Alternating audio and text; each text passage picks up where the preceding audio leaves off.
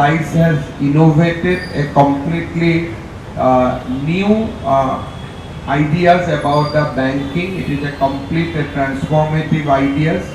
মই যিমান দূৰ ভিতৰত গৈ মেচিন চালোঁ, কথা পাতিলোঁ, এতিয়া বেংকৰ টকা ডিপজিট, বেংকৰ পৰা লোন লোৱা, ক্ৰেডিট কাৰ্ড লোৱা, QR কোড লোৱা, এই গোটেই কথাবিলাক আমি কোনো মানুহৰ লগত কথা নপতাকৈ এটা মেচিনৰ জৰিয়তে আমি কৰিব পাৰিম। আৰু য'ত আমাৰ এই কামবিলাক কৰোঁতে ভুল হ'ব, আমাক এআইয়ে তাক শুদ্ধ কৰাই লৈ গৈ থাকিব।